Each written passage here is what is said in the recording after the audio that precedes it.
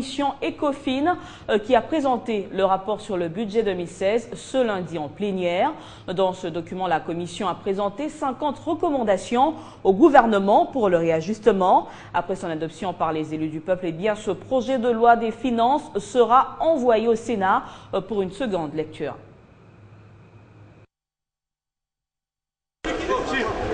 Le débat général sur la loi des finances exercice 2016 a été un moment privilégié pour les députés nationaux de pouvoir poser les diagnostics qui s'imposent pour les réajustements du projet de budget. Jugé recevable, ce texte de loi a été envoyé à la commission ECOFIN pour toilettage. Ce travail accompli, les rapports de cette commission a été présenté ce lundi en plénière. Contenant 50 recommandations, le travail de la commission économico-financière de l'Assemblée nationale, présidée par Jean-Luc Motokambali, a été examiné par les élus du peuple en toute responsabilité. Il faut faire de l'austérité. L'austérité recommande qu'on ne peut prévoir des dépenses que dans des secteurs qui vont, eux, avoir un effet multiplicateur sur les autres secteurs de la vie nationale. Non, il n'y a pas eu complaisance parce qu'on a travaillé d'arrache-pied avec les membres du gouvernement. Moi, je suis d'abord président du sous-groupe rétrocession province. Nous avons changé les tableaux que le gouvernement nous a présentés par rapport au démembrement de certaines provinces. Dans le but d'éclairer ses collègues, le président de l'Assemblée nationale, Ovemina Kontchalandjaka, a fait une mise au point sur la loi des finances. Lorsqu'on a cité le comité national de lutte contre le terrorisme international, et c'est un comité important qui existe. C'est une structure interinstitutionnelle. La plupart des structures citées existent. Lorsque vous posez la question où, c'est comme s'il faut déterminer le siège de la structure dans un budget. Après son adoption à la Chambre basse du Parlement congolais, la loi des finances exercice 2016 devra être envoyée au Sénat pour le même exercice par la Chambre haute du Parlement congolais. Assainissement de la ville de Kinshasa, les travaux d'évacuation des immondices se poursuivent. Et ce lundi, le chef du gouvernement a fait le déplacement des sites où sont entreposées les poubelles publiques. Matata Ponyo, qui s'est lancé dans le contrôle de ces sites, veut se rendre compte des réalités sur terrain. Regardez.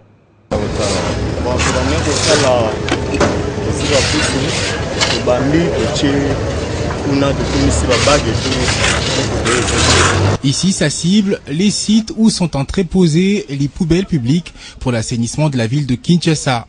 Une descente en vue de palper du doigt les réalités. Le premier site à être visité est celui-ci, situé dans la commune de Barumbu, où Matata Ponyo a bénéficié des explications des agents d'assainissement public sur le fonctionnement de leurs différents groupes après le départ du programme d'assainissement urbain, un projet de l'Union européenne.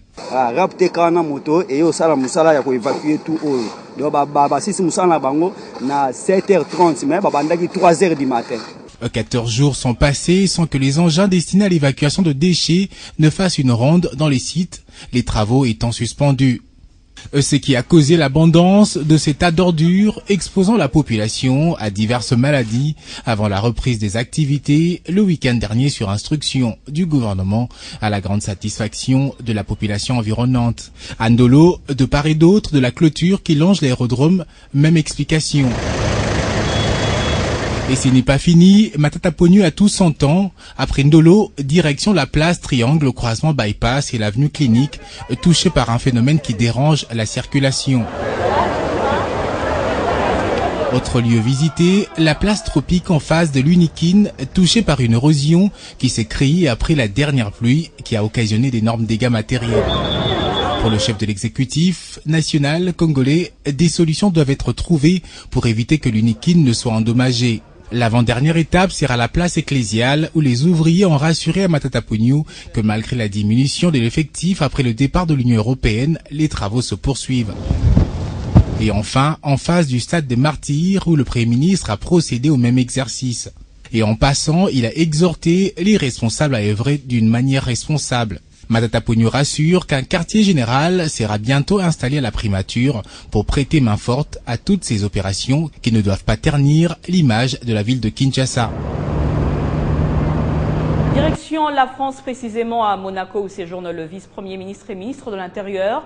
Évariste Bochab est allé participer à un forum international sur l'adoption des enfants. Des assises ouvertes ce matin par la princesse de Monaco. Évariste Bochab défend ainsi la position de la RDC qui a suspendu depuis 2 ans l'adoption. Début d'après-midi, le vice-premier ministre, ministre de l'Intérieur et de la Sécurité arrive à Monaco après une escale à l'aéroport de Nice-Côte d'Azur. Évariste Bochab est en principauté pour participer à un forum international sur l'adoption des enfants. Des assises qui s'ouvrent ce lundi dans la matinée, ici à l'hôtel Novotel de Monaco. C'est son Altesse, la princesse des Hanovres, qui lance personnellement les travaux de ce haut forum. Des orateurs venus de partout, des éminents professeurs d'université et les délégués des gouvernements se succèdent à la tribune. Des thèmes importants comme la Convention de Genève, les obligations spécifiques en matière d'adoption, les obligations des familles adoptives et autres sont abordés. Ce forum de Monaco se tient dans un contexte particulier pour la République démocratique du Congo, qui a suspendu depuis 2 ans le processus d'adoption. Le vice-premier ministre défend la position du pays de Joseph Kabila, qui a pris des décisions de responsabilité. La République démocratique du Congo a tout intérêt à savoir les enfants que l'on a adoptés, qu'est-ce qu'ils sont devenus. Et lorsqu'ils se dégagent de temps en temps, que l'aspect de la dimension humaine, l'aspect plutôt de la dignité humaine ne ressort pas, et que cela a l'air de devenir un commerce alléchant, la République démocratique du Congo ne peut que revoir sa position importante. Les discussions se sont poursuivies jusqu'à tard ce lundi. La République démocratique du Congo, qui prépare une nouvelle loi sur les adoptions, peut s'estimer heureuse d'avoir envoyé son patron de la territoriale, qui a non seulement défendu sa cause, mais aussi enrichi son escarcelle avec les fructueux échanges de ces forums. On revient au pays. Kinshasa abrite la 14e Assemblée générale de l'Association des fonds d'entretien routier africain. Les travaux se sont ouverts ce lundi au fleuve Congo Hotel. Les délégués d'une dizaine de pays du continent africain débattent sur le thème « Utiliser ce qu'on a pour développer ce dont on a besoin ». Au cours de ces assises, l'expérience de la RDC dans le domaine de financement des travaux d'entretien routier sera à la une avec le FONER.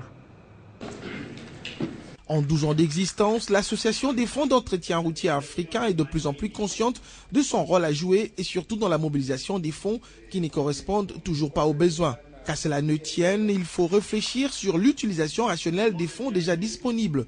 Pendant 2 jours, les délégués d'une dizaine de pays vont se partager des informations, des idées et connaissances dans la gestion de l'entretien routier. Et les défis sont énormes dans tous ces pays africains. Les défis pour la République démocratique du Congo sont les mêmes défis pratiquement que l'on rencontre dans tous les États qui ont la même caractéristique que les Congo, c'est-à-dire des États post-conflit, dits aussi fragiles, il faut le dire, qui mobilisent peu de moyens. Il faut donc des projets intégrateurs qui servent mobiliser non seulement les énergies, mais augmenter la valeur ajoutée pour créer plus de richesses et permettre ainsi une meilleure prise en charge des infrastructures. En RDC, le fonds d'entretien routier a été créé il y a 8 ans et sa mobilisation de fonds n'a fait que s'accroître. Alors aujourd'hui, s'il faut prendre rien que les besoins d'entretien routier du réseau prioritaire, nous sommes à plus ou moins, il nous faut au moins une enveloppe de 250 millions de dollars. Au séjour, la capacité de mobilisation des ressources au niveau du FONER, ça évolue. On avait commencé à 25 millions. Aujourd'hui, le FONER atteint quand même un niveau de mobilisation de 100 millions. Rappelons que selon les études de la Banque mondiale, les besoins en investissement dans les secteurs des routes s'élèvent à 9,6 milliards de dollars américains par an en Afrique. Les dépenses actuelles n'atteignent environ que 6,9 milliards. Renforcement de capacité des éléments de la police nationale congolaise à Kinshasa. C'est au total 30 inspecteurs de l'inspection générale qui bénéficient d'une formation en matière de droits de l'homme. Les détails dans cet élément. Comment la police fonctionne? 30 inspecteurs de l'inspection générale de la police nationale congolaise à l'école du savoir depuis ce lundi 23 novembre 2015 durant 5 jours, soit du lundi 23 au vendredi 27 novembre courant, Ces inspecteurs qui sont appelés à contrôler le travail de la police nationale congolaise sur terrain dans l'ensemble du territoire national renforceront leurs capacités en matière des droits de l'homme ainsi que l'évaluation de l'effectivité du respect des droits de l'homme par le personnel de la police. Une partie de notre travail consiste à vérifier l'effectivité du respect des droits humains par le personnel de la police nationale congolaise. Procédant à l'ouverture de cet atelier de renforcement des capacités, l'inspecteur général de la police nationale congolaise, le commissaire divisionnaire Jean-Dieudonné Oliko Komba, a émis le vœu de voir ses inspecteurs assimiler bien la matière pour faire l'honneur de son institution en faisant respecter les lois et règlements de la République au sein de la police nationale congolaise. Vous avez une formation de base d'inspecteur en audit, en contrôle, à l'évaluation. Néanmoins, ceux qui sont les plus à l'aise sont ceux-là qui se remettent en question à chaque fois pour un accroissement de capacité.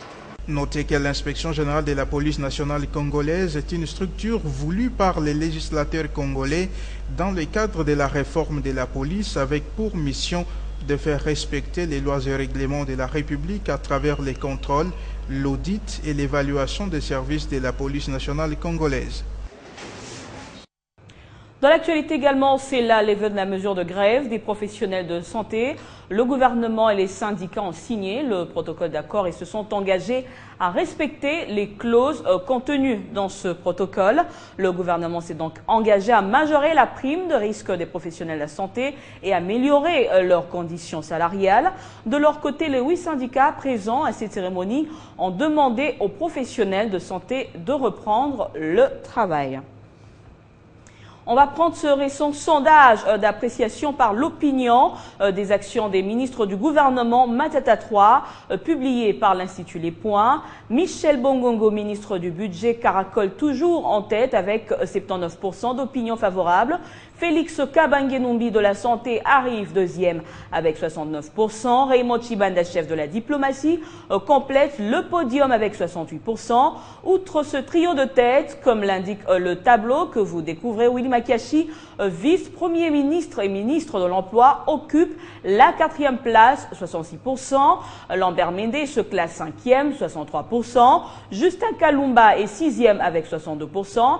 Au bas du tableau, on retrouve Makar Mwangou de l'enseignement primaire, Théophile Bemba de l'enseignement supérieur et enfin Thomas Louaka des télécoms, respectivement à la 6e, 7e et 9e place. Seuls les ministres ayant obtenu au minimum 50% ont été retenus pour cette publication.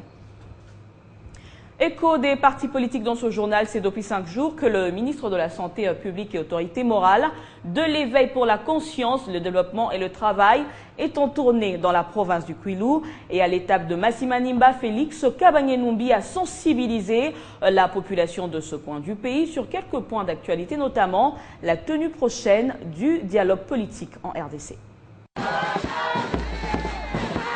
C'est vers 21h que le ministre de la Santé publique et Autorité morale, de l'éveil pour la conscience, le développement et le travail est arrivé dans le territoire de Massimanimba. Une foule nombreuse l'attendait depuis la mi-journée pour une procession à pied sur une distance de 5 km dans cette cité.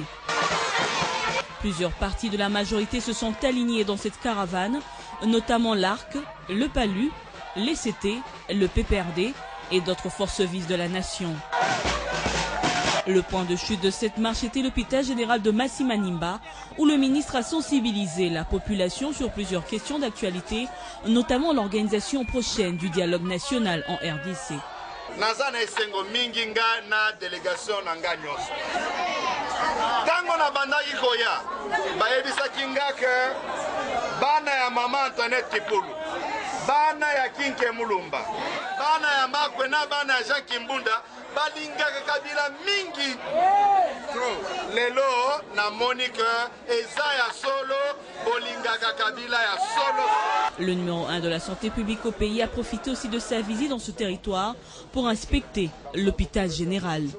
Sur place, Félix Kabange-Numbi a pris en charge les frais de maternité de toutes les femmes qui ont accouché et il a remis aussi un lot important de médicaments qui seront distribués dans des prisons.